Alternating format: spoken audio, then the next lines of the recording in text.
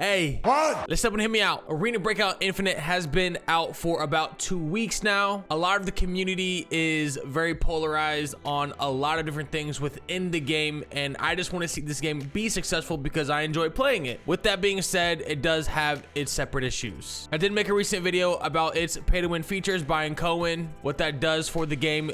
That will be mentioned in this video, but this video is predominantly based around the gameplay, what actually goes into the game on a day-to-day basis if you're gonna grind it like me, and some of the things that need to adjust and fix. And yes, buying Cohen is a part of it. If you like the video, like it. If you love it, make sure you are subscribed. I'm gonna be live streaming back over on Twitch. I would love to see you there in the live stream. Thank you so much for watching and have a great day. Are you ready? Let's go over Arena Breakout Infinite and the bad. I have a note pulled up right now of the good and the bad within the game, and I think we just need to tackle the hard stuff out of the way first. The first one being the pay to win buying Cohen. I said this in the video that I mentioned earlier that you can also find on this channel. I don't mind the monetization plan of buying Cohen, but it has to be severely limited. Spending $2 IRL dollars on 300,000 Cohen, that's fine with me, whatever. But of course, buying the millions of Cohen with money is something that I do not support. That is my pay to win statement.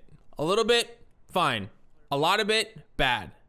Why? Bad players are gonna lose gear, whether you pay for it with IRL money or not. The issue that it breaks is why play the game how it's intended to be played. An extraction shooter is going in, surviving first and foremost, looting secondly, and third should be fighting. I love that Arena Breakout Infinite does prioritize PvP gaming currently, but it makes looting non-existent. Why go to a random crate and try to loot something when you've never gotten anything out of it? Why loot less contested POIs knowing that there's going to be nothing to loot? And I'm not looking for a red or a purple item, but if I get nuts and bolts worth 1,000 each, why did I waste my time? So then the conversation is be said, okay, well, you should play Lockdown or Forbidden Zone. Let's say we go to the highest zone, Forbidden. I've only played the Forbidden Zone a handful of times because every single time it's the same exact thing. Running into a 4-stack of thermal using SJ users or the M110 with the best ammo. Basically, it's the best ammo, the best gun, and the best equipment. This is where we can talk about pay to win. This was also an issue in the beta before you can even monetize with real money. There are items within the game that are the best. Thermal vision, one-shot ammo through tier 6 gear, and 4 people doing it on the same team makes the game unplayable. So then begs the question of why is this happening? Well, is it because these people are spending IRL money to buy in-game Cohen to run Forbidden Zone and dominate? Knowing that the entry cost is 300,000, you know that pretty much every single person that you kill is gonna have some loot. And this hasn't been every single raid, obviously, in Forbidden Zone, but it has been consistent enough for me to not want to run it. So I play Lockdown mode. It seems like the happy medium of enough juice off of players while still feeling like it's people actually trying to play the game. So it's kind of like the pay to win snub within the game loop. You go in, you try to loot. Why loot when you can buy stuff? Because everything else is just undervalued. Why run the game mode that potentially has the best loot when people are just running the literal top tier stuff almost every single raid? I'm spending 300K on this kit just to get one tapped with the best ammo from the best gun, running a thermal, whatever it may be. So it feels like to play Forbidden, you also have to run that same stuff, and then it turns into I'm not gonna move and make you move, and then it's an RNG spawn thing. It's just there's no breathing room in Forbidden. Some of that is fun. Having the stakes that high, but just knowing that anything that I run is gonna get one shot, not really that much fun. Let's talk about the economy. Escape from Tarkov has their hideout system, which gives items value at different points within Tarkov's wipe because people need it at different times in high demand, right? An economy. Delta Force Hawk Ops, which is also in an alpha, has the same thing. I don't know what the solution needs to be to give things value in Arena Breakout, but it seems that not only is 95% of the stuff just garbage in terms of value, but also what's the point of it? I literally have not used barters once. And why use barters when you can just use real money? Why use barters if you need to run better gear and the barters don't provide that better gear? So there's two big things against looting right now in this extraction shooter. So basically looting, what is the point? You go into a raid, you're gonna loot some stuff, maybe you use a key to get some safes. I've gotten a few reds out of keys. That's been really exciting. I want more of that feeling. But when I'm getting bad loot, a lot of the time it's like, okay, I should just go swipe my card. Why loot in game when I can just buy the money that I'm trying to loot for? Barter items are pretty much irrelevant. It's very middle tier stuff in the game where everything is heightened because of this narrative of people are paying to win and buying gear, and you're the free-to-play person. You're either gonna be motivated to spend money or you're just gonna stop playing the game. The next thing we're gonna talk about are spawn points. There has been a large community outcry for solos mode within Arena Breakout Infinite. Solo mode is not a good idea. As somebody who pretty much lost all of his friends playing this game at launch, I've soloed a lot. The game itself doesn't need a solo mode. I think if they can try to put you in lobbies with non-4 stacks and try to keep 4 stacks together, that's fine. And it doesn't have to be this 100% thing. You can run it through an algorithm. Hey, we picked up these teams with these amounts of players. Let's launch them. If not, whatever, that's the way the cookie crumbles sometimes. But the issue is the spawn points. I posted this clip, which actually did really well on social media, of me spawning as a solo, killing a duo right off the rip, and then another team pushing me in the back as I try to go to a POI. As a solo player, and maybe even a duo player sometimes, depending how good you and your duo are, that's really uninspiring and unmotivating. If you load into a game right in the crosshairs of a 4-man, especially if you're in a lockout forbidden game,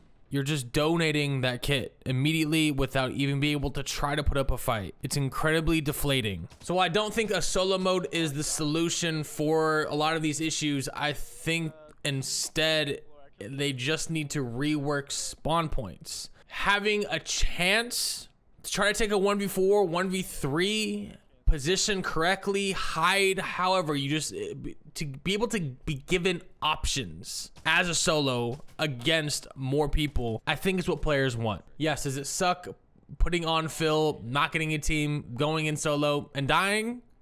Yes. So maybe there's just a 4-man queue and then solo, duo, trio elsewhere, because you, again, are working with different spawn points, players per raid. There's a lot of variables that get tossed into it when you have different queues for different group sizes, which puts us right into our next one, which is the maps. All this is a nice segue into our next part, which is going to be maps. I've noticed a little bit of the changes on Farm and Valley from the closed beta test. There's a lot more space that is available that was originally invisible walls, so I can see that things are improving, but spawn points, as well as some of the map designs, are very much mobile inspired. And again, that's not a bad thing, but just trying to bridge that gap of, okay, we have our mobile game, we have our PC game. It is not a one-to-one in terms of skill and what each player base needs. What is that? How do we bridge that gap? How do we make our PC game its own identity, but maintaining a lot of the cool features that people like in the mobile version? You running a raid on the toilet on your iPhone 14 is not the same as somebody with a $3,000 setup in their room, lights off, an energy drink cracked, ready to snap on kids. It's not the same. So maps are uninspiring at the moment. On to our next point is going to be kind of questing, kind of like how Escape from Tarkov has and Arena Breakout had in the closed beta test, as well as those in-game events that we were kind of hoping for and promised with the time between closed beta test and early access. In the closed beta test, they actually had a decent amount of questing. I actually really enjoyed it to an extent. I don't love the depth of what Tarkov has, but being able to go in and go to POIs that you may not go to normally, and knowing other teams might have that same quest, makes a deviation between your quests and your raids. Going to the recycling center or the med hut on farm is never something that I do, but I have a quest there. I need to go check it out. But devs have stated that they have intentionally laid back on the questing, which for me has led to boredom. And again, I don't think that this needs to be a Tarkov-esque questing system of just how in depth that game is with it, but doing things earning things more. There's hopefully more money to be had for players, and maybe just get some different items within the game. I don't know. The in-game events rewards actually seem really bad right now, as well as we talk about things to do while you're in a raid other than I'm gonna go shoot somebody. There are these very mild missions that come in where maybe 3 or 4 scabs pop in, and maybe you happen to spawn by that POI. You go tap them and you're like, yay, I did it. It doesn't feel rewarding or gratifying or anything, and then you go look at your rewards, you're like, wow, okay, I got 20k from that, which is kind of crazy because that's actually on the higher end of what value is in this game. Okay, the good. It's definitely not as lengthy, but it is arguably significantly the most important thing within the game, or any game in general. This is the core gameplay. The feel of the weapons, especially in a milsim tac shooter. Being able to customize those weapons. Your gear. Is your really expensive helmet actually ricocheting if it has a high ricochet chance?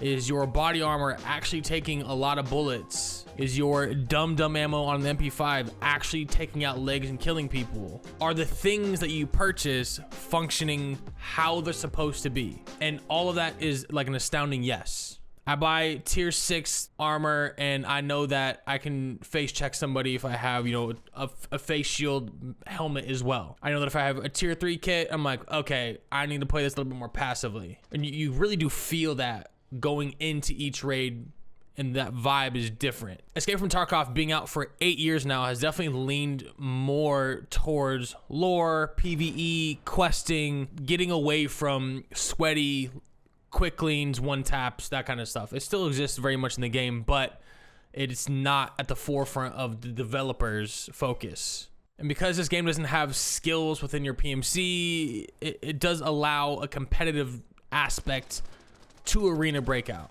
So PvP, fighting, healing, all of that stuff, the core mechanics feel really good. While I complain about looting maps, etc., etc., etc., I'm addicted and I'm having fun playing the game, which again is the most paramount top one thing that if that's not hitting, nothing else really doesn't matter. So for Arena Breakout, we want to talk, I'm here for you. Hopefully with full release in Q4 of this year, we'll get more content, and we're getting TV station, female operators, the whole nine. As a free-to-play game, you are a live service game. You need content for your game to survive. So hopefully that is the case in a timely fashion and with good content. Thank you guys so much for watching. I appreciate y'all again, and have a wonderful rest of your day.